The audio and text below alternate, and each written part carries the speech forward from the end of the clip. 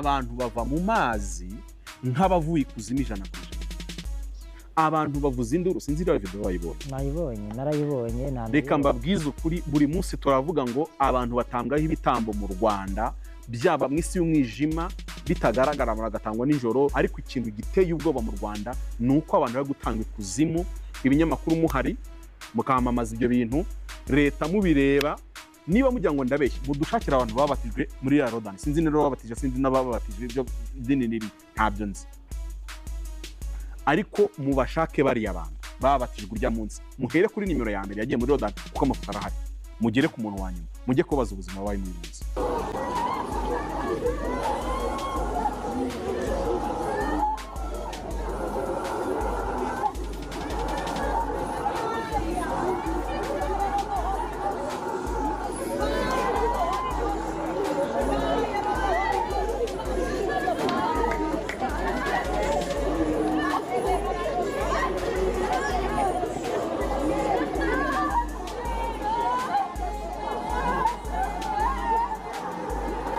Aba bantu barapfuye mu bugingo, roho zageze ikuzimu. Nyamara murimo murishima ngo pastor ngo abatije ngo abantu ngo 500 mu gihe insengero zifunze. Mwavuze ngo abashumba b'ibigoryi mwatunaniye, murimo muratuma intama zirimo zibagwa ku Karubanda. Ni hehe muri Bibiliya mu mateka y'itora, abantu biza amateka y'itorero, abantu mukuze mu Rwanda mwabaye mu nsengero na za kiliziya, nihe mwabonye umuntu wuzura umwuka wera agahebeba akavuza induru akamera gutya akigaragura nk'umupfuye, abantu bataka nk'abari gushya?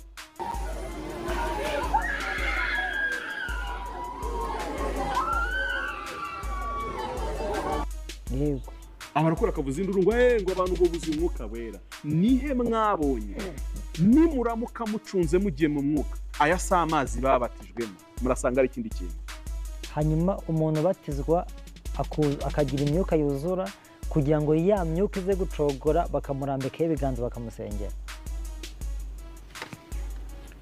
Already roho zagiye. Nyamara abantu ubu bashitse ngo mu Rwanda ngo dufite abakozi b'Imana byahe.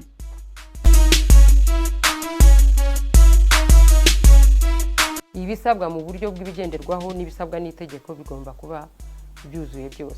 Umuryango wakoze ikintu kiremereye kinyuranyije n'amategeko, niyo mpamvu rero RGB yafashe icyemezo nyuma yo gusesengura igafata icyemezo cyo kuwambura ubuzima gatozi.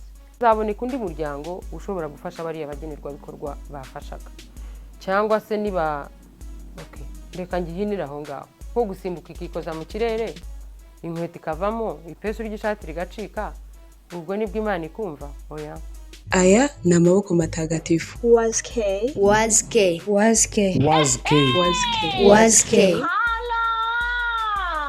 Yes, reka ntongere mbasuhuze mwebwe mukurikiye Wazke aho muri hose ku isi. Ndababwira ni amahoro y'Imana abane namwe. Ninjye nta wundi rero mugiye kubana nawe, ni si papa wirinda kuba ikibazo ku bantu, aho kuba ikibazo ku bantu ahubwo nakemura ibibazo by'abantu. Nkunda amahoro nkanga kuyabura. Nawe ukurikiye Wazke ndakwifuriza amahoro y'Imana aho uri hose ku isi. Muri aka kanya rero tugiye kugirana ikiganiro n'umubyeyi cyangwa se Madamu Judith wa RGB.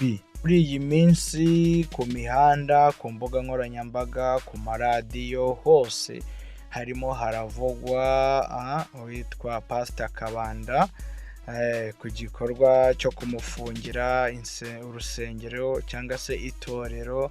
Yewe havugwa byinshi, harimo no kubatiza abantu. Ngira ngo mwabonye amavideo n'amafoto acicikana ari kubatiza abantu kuri Cercle Sportif.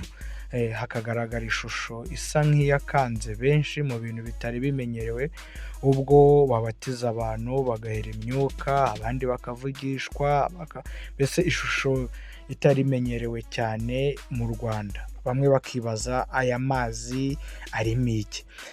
Hakaba no kuganira ku nsengero cyangwa se ku matorero, ku nsengero za mu Rwanda bagiye bafunga.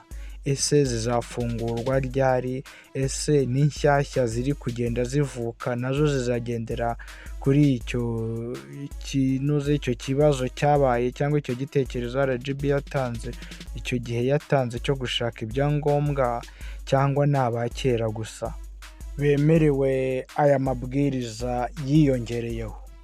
akoze ariya mabwiriza yashyizweho mu kwezi kwa gatatu k'uyu mwaka, hashyirwaho ari amabwiriza y'inyongera ku bisabwa mu myandikire no mu mikorere y'imiryango.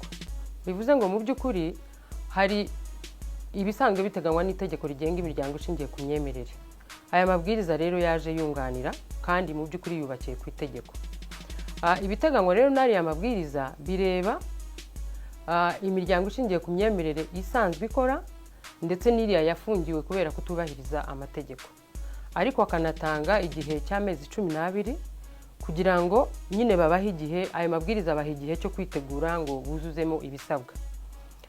Nk'ibirimo nagarukaho wenda ni ibijyanye n'ibisabwa kugira ngo umuntu ahabwe ibaruwa y'imikoranire. Ibaruwa y'imikoranire itangwa n'akarere n'umujyi wa Kigali kandi gashingira ko umuryango uje kwiyandikisha mu by'ukuri uzanye ibikorwa byuzuzanya na gahunda y'iterambere y'ako karere cyangwa y'umujyi wa Kigali. Hari ubundi rero mu gihugu hose ayo mabaruwa yaratangwaga, ariko nta bigenderwaho bisa hose mu gihugu. Ni ukuvuga ngo buri karere wenda karasesenguraga kakabona ari ngombwa kandi kakabona atari ngombwa, ariko aya mabwiriza ashyiraho ibintu by'ingenzi birebwa mbere y'uko umuryango uhabwa ibaruwa y'imikoranire. Ikindi ni ibijyanye no gutangiza ishami. Itegeko riteganya ko gutangiza ishami n'ubundi bisabwa akarere, urwego rw'igihugu rukagenerwa kopi. Naho rero hagiye harebwa ibyuho byari bigiye bibamo, hashyirwaho ibindi byangombwa mu buryo busobanutse iyi miryango izajya yuzuza kugira ngo itangize ishami. Muri make urebye muri rusange nibyo amabwiriza agarukaho cyane. Ngarutse rero ku cyo wari uvuze, bivuze ngo imiryango ikora iki isabwa, ni ukuvuga ngo insengero zidafunze. Niba insengero zifunguye zikora nazo ari amabwiriza arazireba.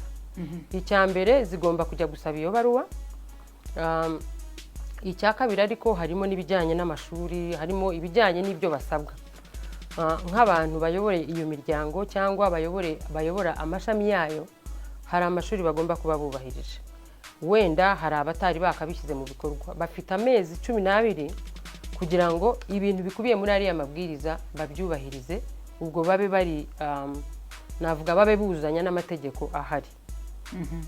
Ariko abafungiwe birumvikana ko hari impamvu bafungiwe zishingiye ku kutubahiriza amategeko.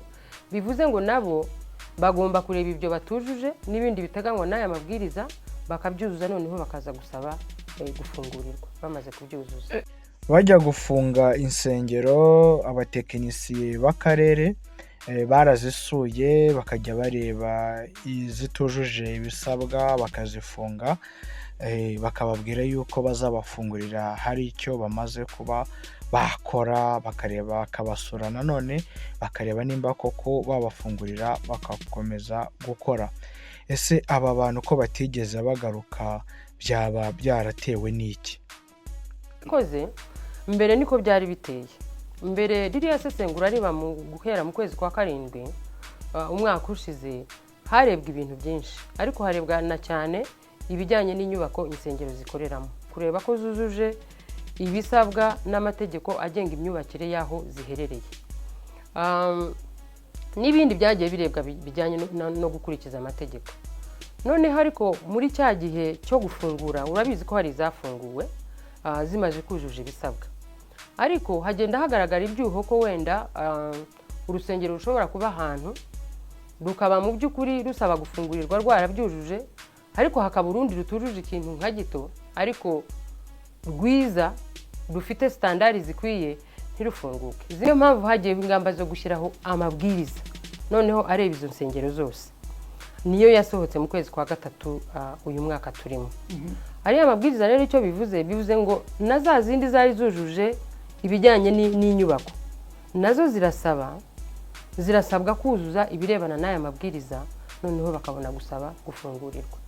Nicyo cyagaragaraga ko mu by'ukuri buri rusengero ruzayuzuza mu by'ukuri ruzaba rwujuje ibisabwa, kurusha uko wenda hashobora kubaho kutabikora neza kubera ari ukujya kure, ari timu imwe niba igiye mu karere kamwe indi ikajya ahandi, wenda ntibabibone kimwe, wenda habagamo ikintu cya wenda navuga kidakwiye. Ari amabwiriza rero yaje gukemura ibyo byuho kugira ngo uwujuje ibiyateganywamo ari we ufungurirwa.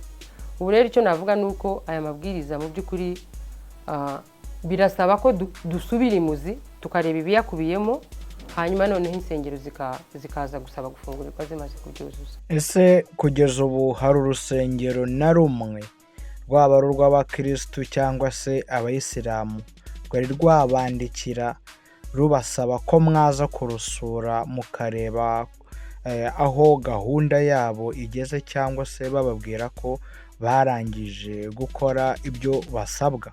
Hari na bamwe bari babandikira?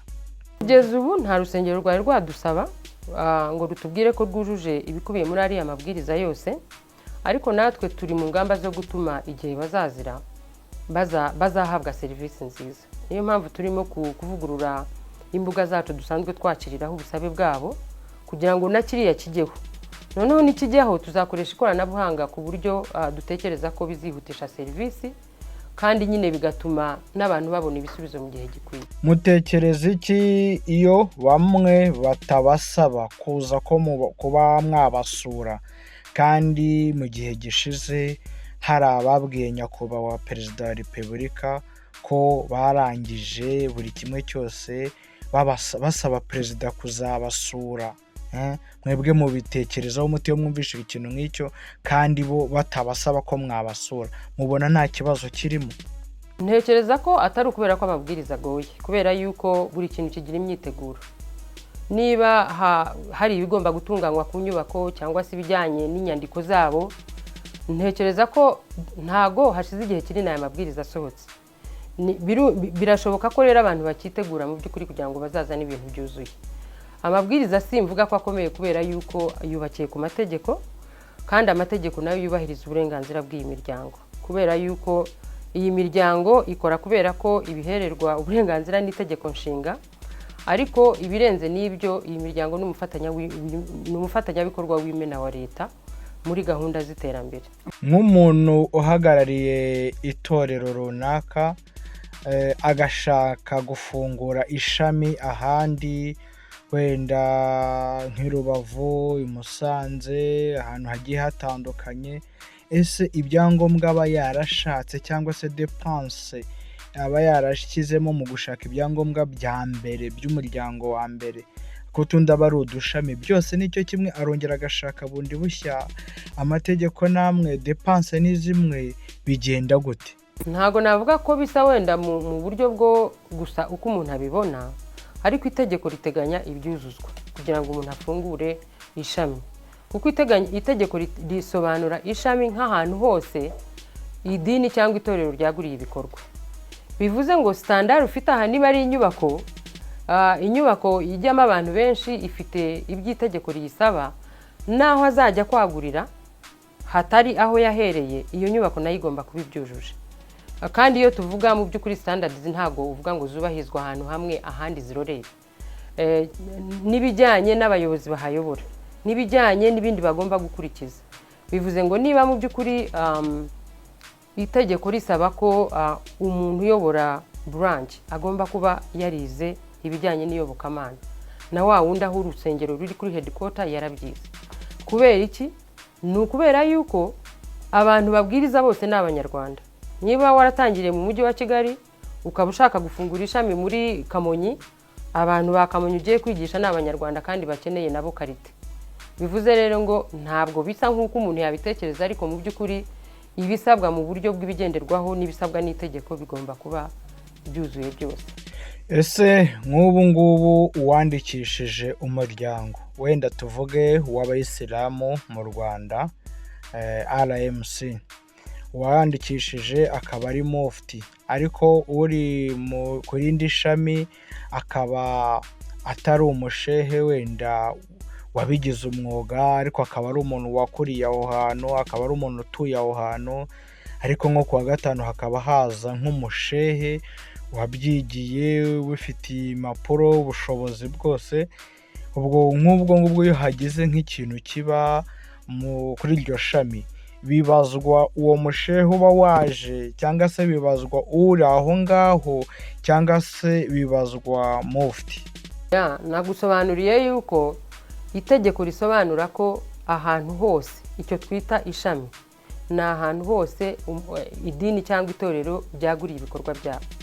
Bivuze ngo mu by'ukuri mu buryo bw'inshingano, mu buryo bw'ibiteganywa n'amategeko, hagomba kuba hariyo abantu babifitiye ubushobozi banabyigiye. Yego, ni nacyo tubashishikariza. Muri gutegura uyu mushinga turibuka ko mbere mwaravugaga yuko uri torero ryakwishyura miliyoni 5, ariko haza gusohoka itangazo ririho miliyoni 2. Ese byatewe n'iki kugira ngo muzigire miliyoni 2? Ese izi miliyoni 2 zizarangira ryari? Zizakomeza ziba ari 2 gusa nta kongera gutanga yandi, cyangwa hari igihe runaka umuntu azajya atanga andi? Umushinga wari amabwiriza wari urimo ibitekerezo byinshi, kuko wari umushinga w'ibanze nyine wa mbere, ni nawo uwo nguwo watangaje utarageza igihe cyo gusohoka, harimo kuko miliyoni 5.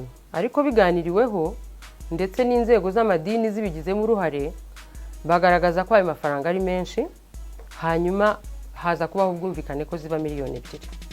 Navuga ko rero miliyoni 2 wenda umbaje ngo hashingiwe kuki, si ikiguzi runaka kuko ni serivisi, ariko navuga ko ari umubare wumvikanyweho n'abateguraga amabwiriza ndetse n'imiryango ishingiye ku myemerere yari ihagarariwe igashyiramo ibitekerezo.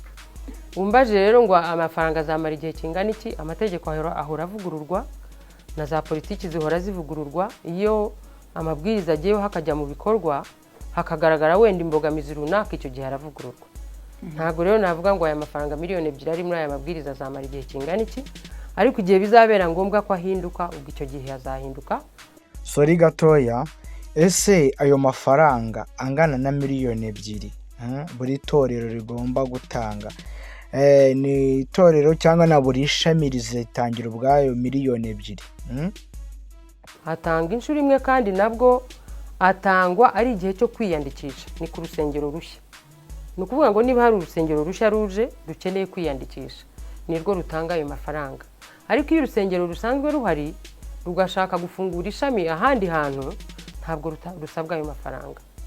Murakoze cyane. Kera kabaye rero ejo bundi habaho ikintu gisa nk'icyatitije amwe mu matorero cyangwa se amwe mu bakozi b'Imana, ubwo mwashyiragaho itangazo ritangaza ko noze Grace Room muyatse ubuzima gatozi bwayo, muyatse ibyangombwa muri rusange.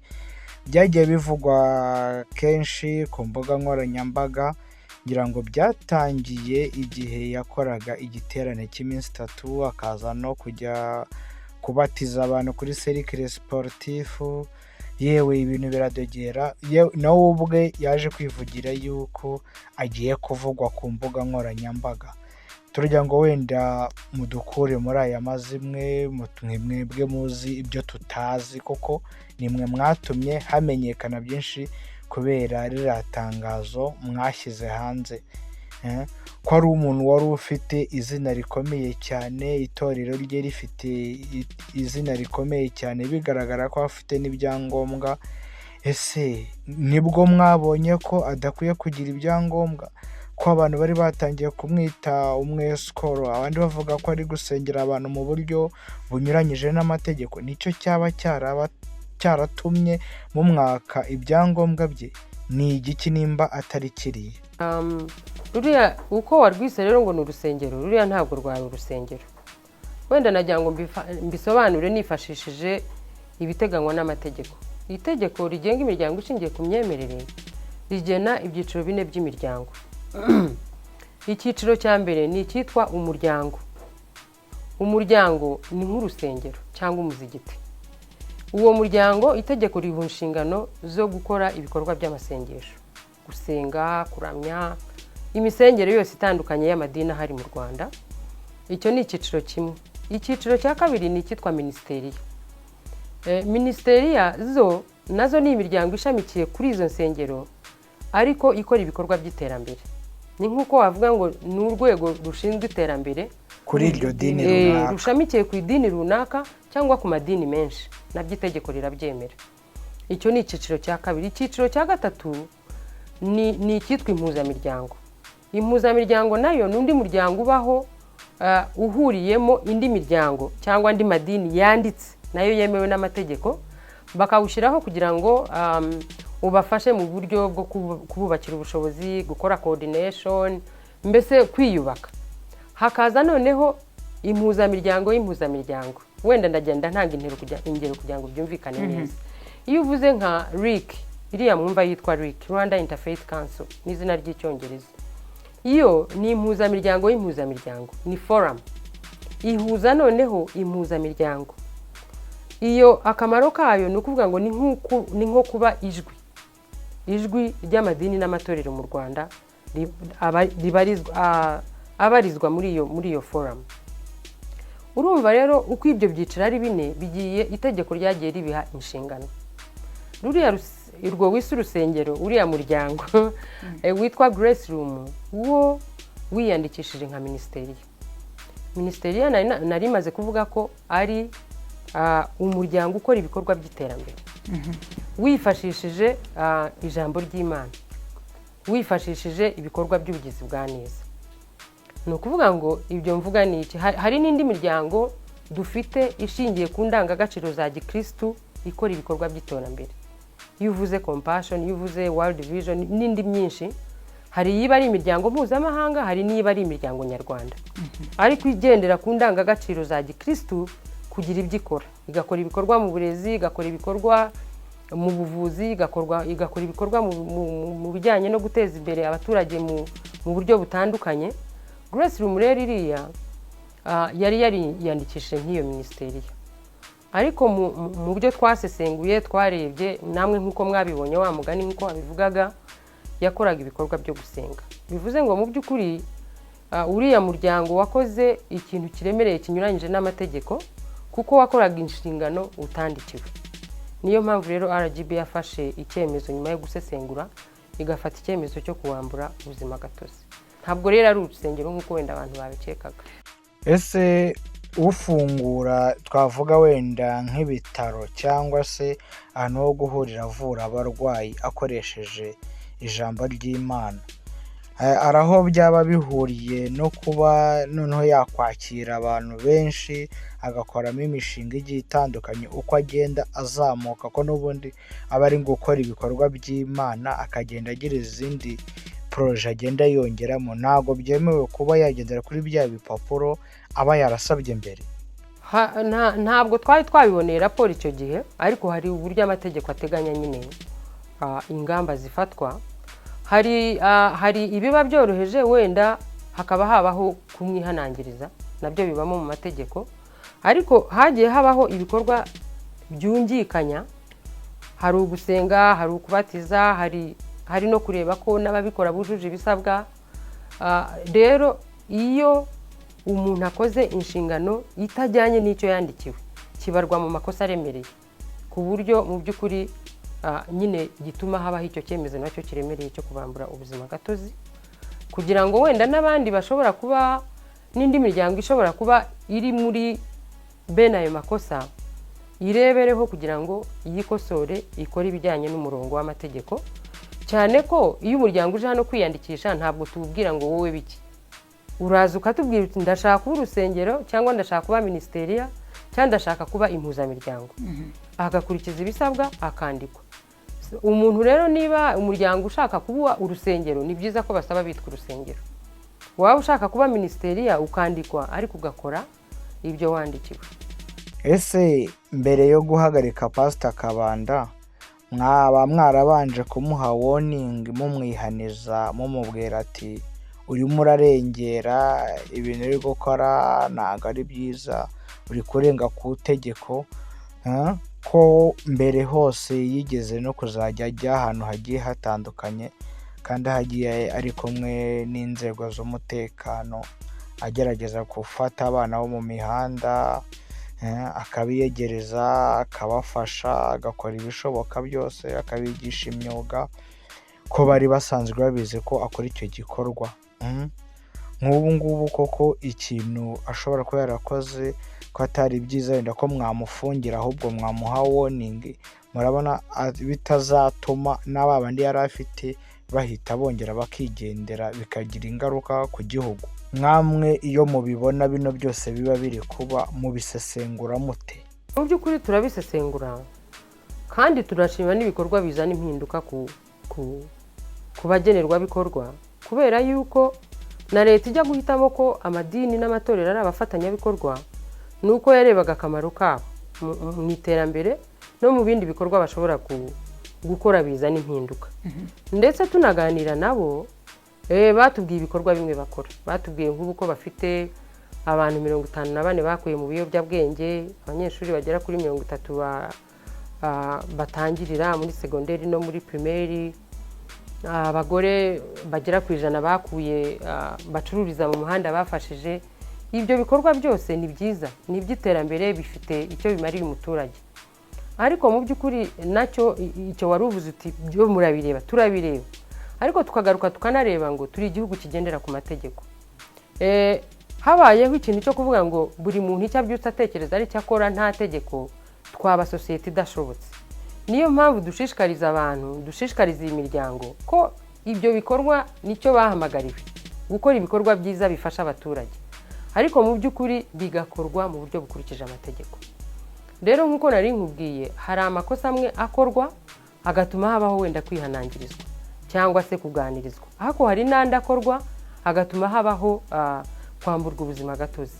Rero mu busesenguzi bwakozwe habayeho kurengera kwica itegeko ku buryo byasabye icyo cyemezo cyo kwamburwa ubuzima gatozi, kandi ni procedure iteganywa n'amategeko.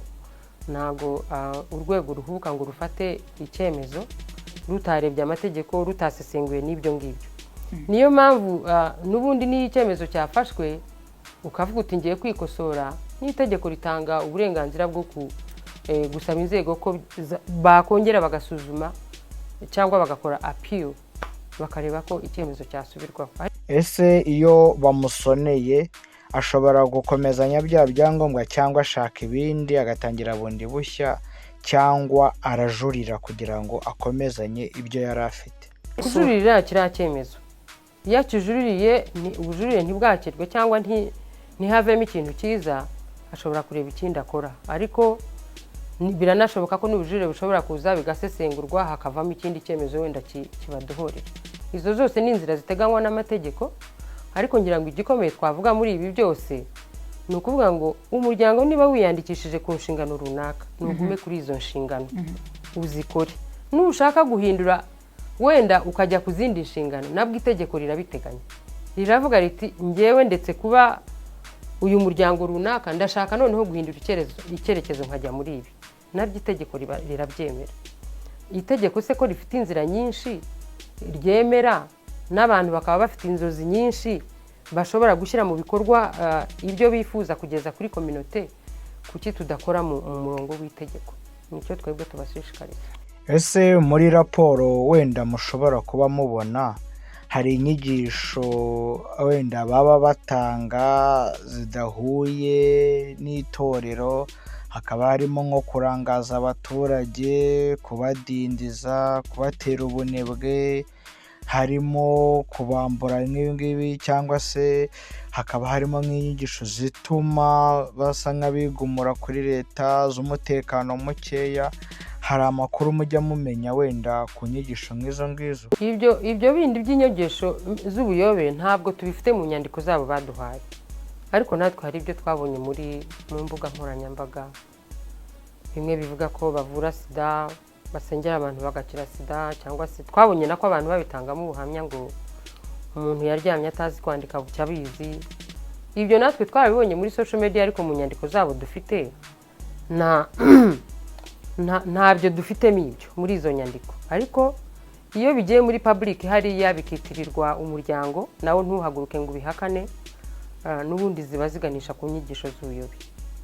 Kandi hari ibyo twemera nk'igihugu, hari amategeko, hari icyerekezo cy'ubuyobozi, hari ukuntu igihugu nyine cyubakitse cyanagennye ko ibintu bigenda. Ni byiza ko mu musanzu wose umuryango wifuza kuza gutanga ugendera muri uwo murongo, kugira ngo nyine wa murongo tugomba kugenderamo kugira ngo twihutishe iterambere, ari leta ari abafatanyabikorwa. Tugiye ku myemerere y'amadini yose, hariho nk'abapasiteri, hariho nk'umupasiteri ushobora kuza akavuga ngo nsengera abantu bagakira sida, harimo ababuze urubyaro ndabasengera bagatwara inda, harimo abafite ibibazo ibi n'ibi ndabasengera bigashira, harimo ufite ubumuga ubu n'ubu ndamusengera ubumuga bugashira. Yewe ni benshi cyane, ngira ngo nawe ujya unababona hano kuri za social media zigiye zitandukanye. Abantu nk'amwe mwebwe mwakoreye umuntu ari kuvuga ngo ari gusengera abantu, ese mubifata nk'ubuyobe cyangwa mubifata nk'uburiganya cyangwa mubifata koko nk'ijambo ry'Imana? Imyemerere ni ikintu cyihariye, navuga ko ari ikintu cyihariye, leta iranacyubaha cyane. Niyo mpamvu guhera nyine ku itegeko nshinga ribungabunga imyemerere y'umuntu, rirengera imyemerere y'umuntu n'andi mategeko. Ni nayo mpamvu iyo umuryango uje kwiyandikisha hano, iyo urusengero ruje kwiyandikisha hano, hari inyandiko imwe tubasaba yitwa inyandiko igaragaza imyemerere yayo. Iyo tuyisuzuma iyo nyandiko tureba gusa ko itanyuranyije n'indangagaciro nyarwanda cyangwa n'andi mahame igihugu cyacu kigenderaho, amahame y'ubumwe n'ubwiyunge, amahame yo kwigira, amahame yo kubahana, amahame yo kureshya imbere y'amategeko. Ibyo nibyo tureba. Ariko ubundi muntu niyemera ati ninjya gusenga mu by'ukuri hari ikibazo nari mfite kigakemuka, akaba ariko abyemera, yanajyayo akabona kirakemutse, nta rubanza dufite aho ngaho. Ariko urubanza ruraho kuvuga ngo mu buryo butari ubwa siyanse sida irakira, nk'uko bivuze mu kanya. Hari ibintu tuzi ko ari siyanse, bifite na politiki y'igihugu ibigenga, bifite nuko bikemuka, bifite nuko bisobanurwa. Icyo gihe inyigisho ziza zihabanya n'ibintu siyanse yerekanye n'ibintu igihugu cyemeye kikagira umurongo kibiha, biba biganisha mu nyigisho z'ubuyobe. Niba unabikora iyo Imana yaraguhaye ibyo bitangaza, bigumishe mu rusengero rwawe ujye ubikora bibe, ariko kubyigisha byaba biganisha mu nyigisho z'ubuyobe, kuko bifite ingaruka nini ku bantu, ku myumvire y'abantu. Umuntu ashobora kuvuga ati hariya ahantu barakiza, akareka kujya kwa muganga, kandi mu by'ukuri iyo uretse kujya kwa muganga kandi ariho indwara yawe yagakiriye, mu by'ukuri wa muntu ubuzima bwe buba bugana mu kaga. Niyo mpamvu rero umuntu umureka ajye kwivuza kuko ari siyanse, ariko wongereho n'iryo sengesho umushengere ahubwo akire vuba. Aya ni amaboko matagatifu ya WAZK.